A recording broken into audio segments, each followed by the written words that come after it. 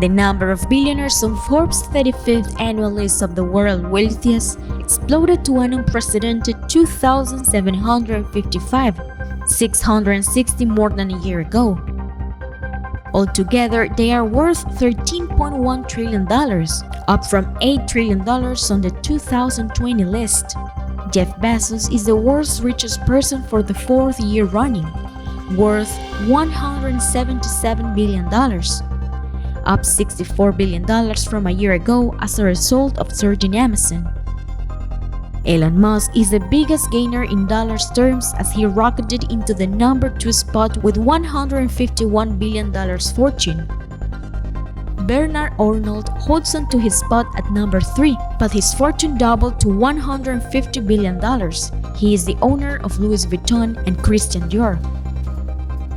Bill Gates, who ranks number 4 at $124 billion, buoyed by the strength of shares he owns in Microsoft, Canadian National Railway, and tractor maker Deere & Company.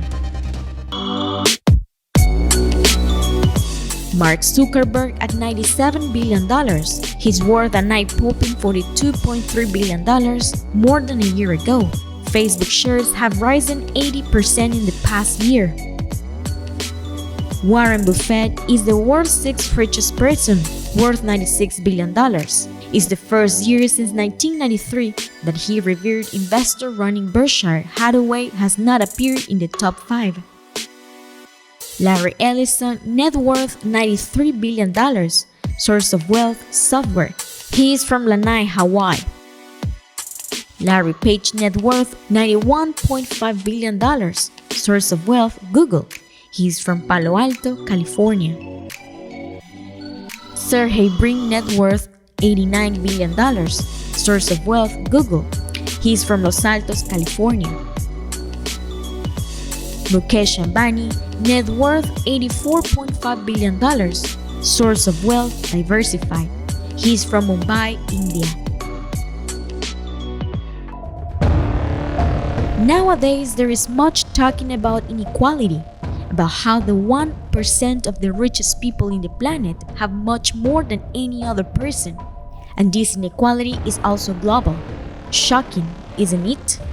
Because just 80% of the global population barely has something. Another fact is that rich countries are 80 times richer than poor countries, things that have been the same for centuries. Rich countries try to compensate by helping poor countries, but nothing is compared with the billions of dollars they get from poor countries every year. Corporations owned by billionaires are getting huge profit, avoiding paying their taxes in these poor countries and even in their own countries as well. Every year, developing countries are paying about $600 million for loans given by rich countries, which they pay as much as twice. There is also money that poor countries lose because of unfair laws of commerce imposed by rich countries to get more access to cheaper labor force, which is $500 billion in loss for these developing countries. But is there such thing as a good billionaire?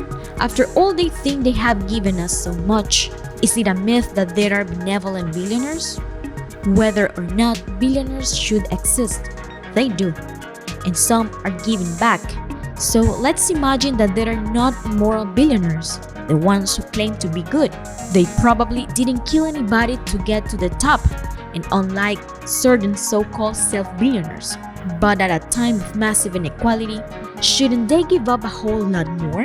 When Buffett, Bezos, and Gates own more wealth than the bottom half of the US, you have to ask yourself, how moral is it to have that much at all?